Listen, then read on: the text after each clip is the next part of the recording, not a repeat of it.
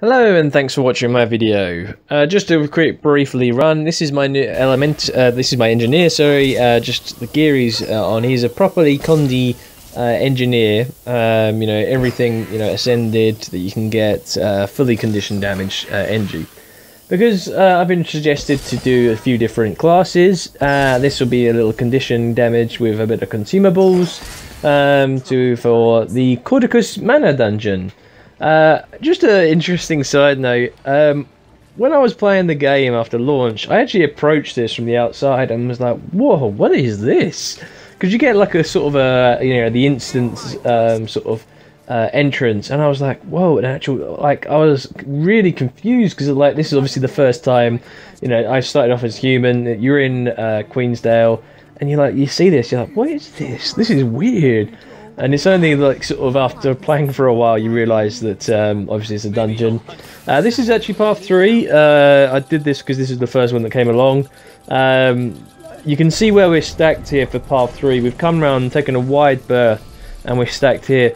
The main boss here has got a mechanic where he will knock you back. He does a bit of damage, and so you stack initially for the mobs. You cleave them down, and once they're cleaved down, that's when you start taking on the main boss. The idea would be to sort of spread out so that he can't cause too much damage.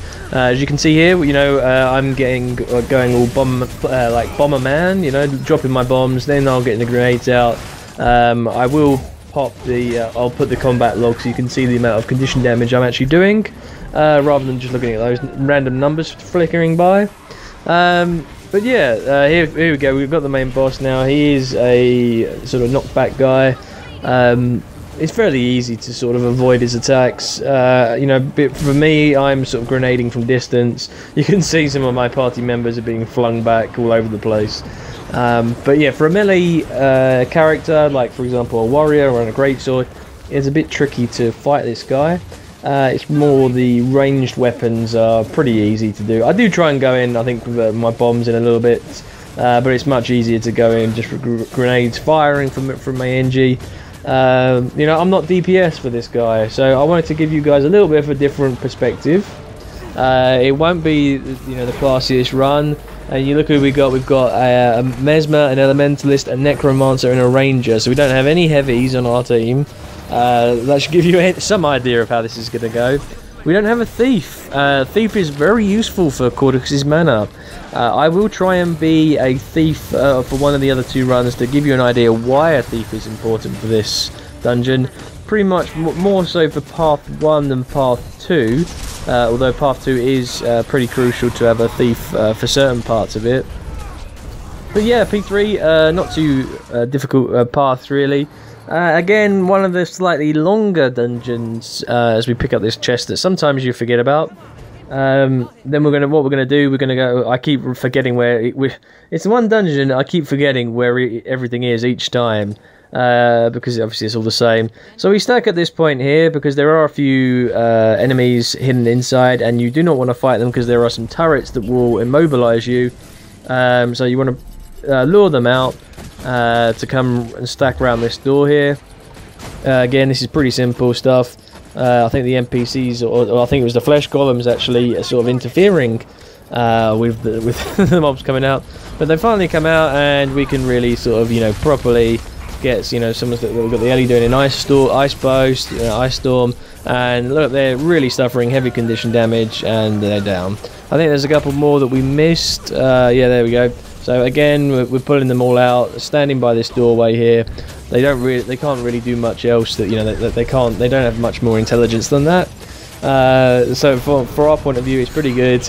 I'm just conditioning damage. We've got the Mesmer doing sort of time warp, or the sort of making sure that any projectiles are reflected.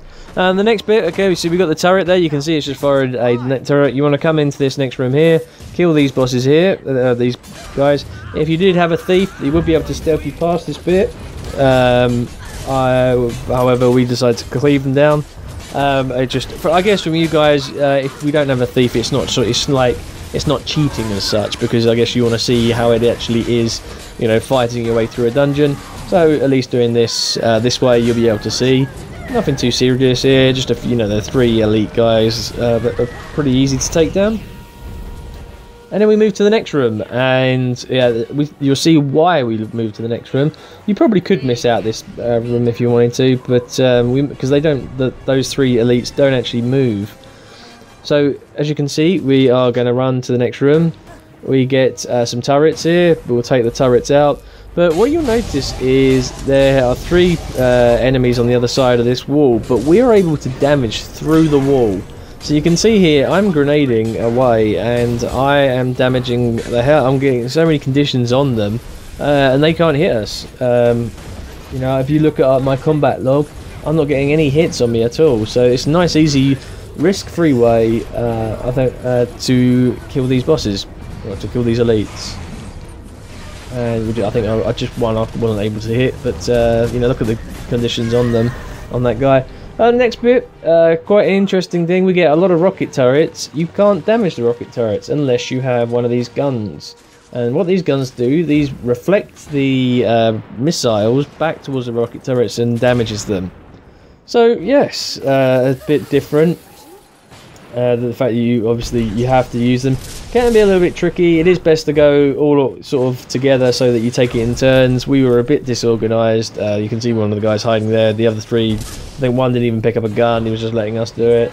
But yeah, it's I don't think there's anything else like this in the game where you have to reflect it back.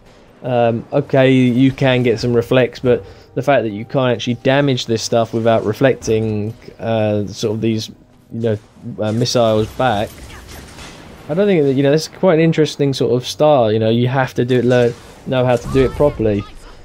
But yeah, Caudecus' Manor is one of the dungeons that's sort of on the median length. It's not an Ascalon Catacombs, it's not a Citadel of Flame.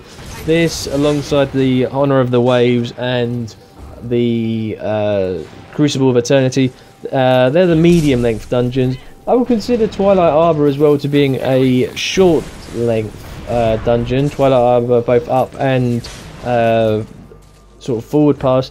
They are both, I would consider them, that dungeon pretty short, pretty quick dungeon as well. I would consider that these 3 being the median length. I think for the Crucible of Eternity, for the Citadel of Flame, the Ascalon Catacombs and Twilight Arbor, you're looking at a run on average of 10 minutes, if that. For Crucible of Eternity, for Caudecus' Manor, Honor of the Waves, you'd be looking at a dungeon run of at least 15 minutes. And that would leave Ara, obviously, is a different ball game altogether. And I think I've forgotten a dungeon that I've missed out, but I'm just talking here because obviously we're taking a while to take out these rocket turrets, a lot longer than I usually take going past this bit. But there's nothing else you can do, you have to reflect them. Our Mesmer sort of does some weird thing where he stands right on the turret, and I was trying to type away. He was trying to reflect it straight away and he didn't realise he had to stand back. So, but yes, and obviously we've got the fractals. That sort of, the fractals take a long time, up to an hour for the fractals. Which is funny that I think fractals now to do to do the 4 fractals actually takes less than some of the Ara pass. I know I've only done the path 4 once in Ara, and that took me 2.5 hours. That was the longest dungeon. But when you go back to Guild Wars Prophecies, if you look at the missions that when they first came out, I mean, I'm talking before. For those of you who haven't played Guild Wars 1. These missions were substantially long missions, like they were over an hour each, and you had to do at least sort of 3 or 4 of them on the Fire Island chain.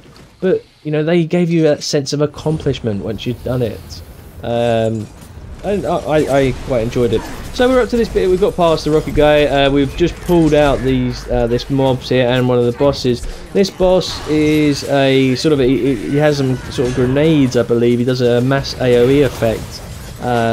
Where you'll see it in a minute. We're all stacked up here. It's worked well initially, but then he will start popping these AOE hits. He's knocked us back, he does that as well, and then you get all these AoE sort of explosions. You do need to sort of try and dodge through some of these.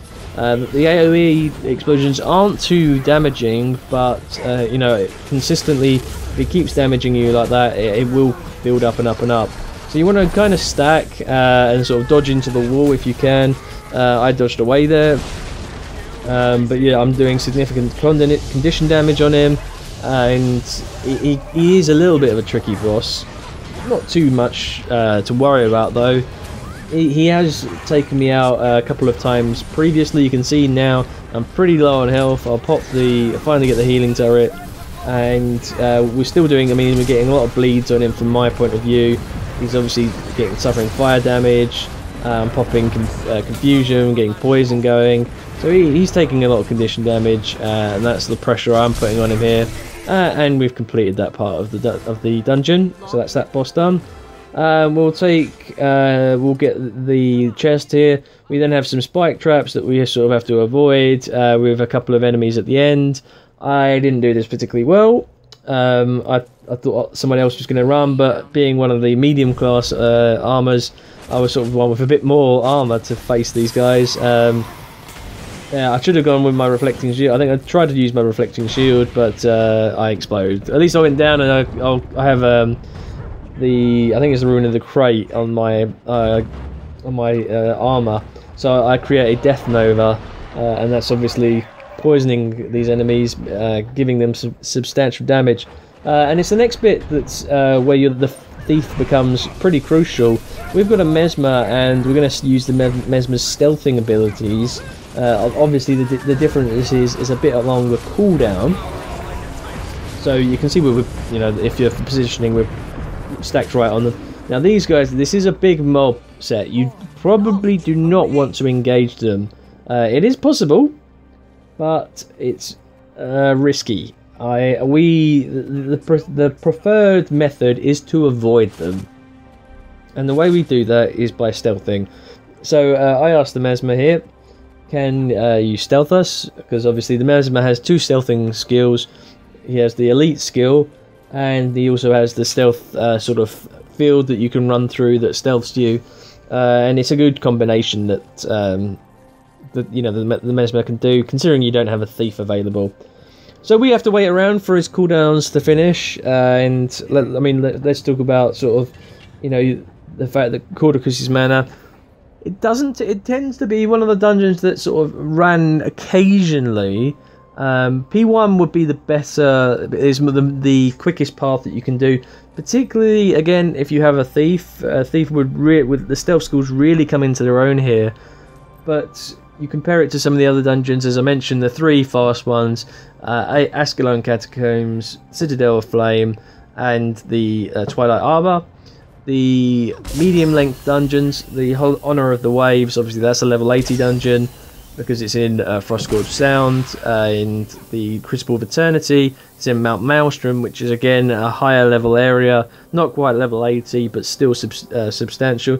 Caudecus' Manor, although it's sort of the lowest level because obviously it's in Queensdale, it is still a difficult dungeon because you still have to be a high level to take part in this dungeon. So, Caudecus' Manor, you can see here we're still waiting for the cooldowns, and the other one, Sorrow's Embrace. Sorry, I forgot about Sorrow's Embrace. Sorrow's Embrace Pass 1 and 3 again are quick pass. Path 2, for example, and Path 3 for Citadel of Flame are not quick. So you can see the Mesmer's given us the stealth, and he's popped his elite skill. So we've stealthed now. What we're going to do, we're going to run. So we've run this way. You can run a slightly different way. This tends to be the preferred method. You can have a choice. You can stay up here, or you can drop down. I find it a lot easier to drop down because you can pull the mobs a little bit better. It's more into your control. So you can see the rifle-gun guys there. They've come over to us. We've stacked at this spot here. It's pretty easy to defend because obviously the rifle rules, use line of sight. If you hide around that corner where we are now, they have to come all the way towards you, and so obviously when you're in melee range, you can really take them out. And so I think there's a few more that we've got to take out as well. A few that have followed you as you ran down, so it is advisable to find a position and hold it pretty well. and you can see that the condition damage is working pretty well. And we get a little chest at the end as well, for we killed a few guys.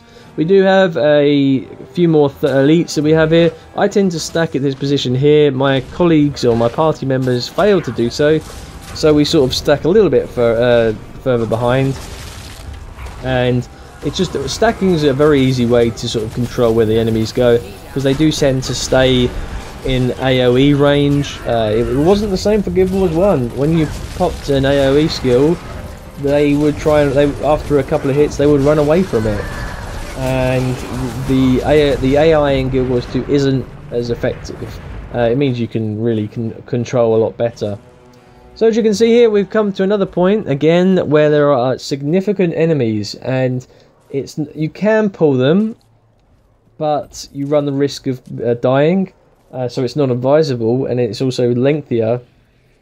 This is where a thief is fantastic, because they can stealth you.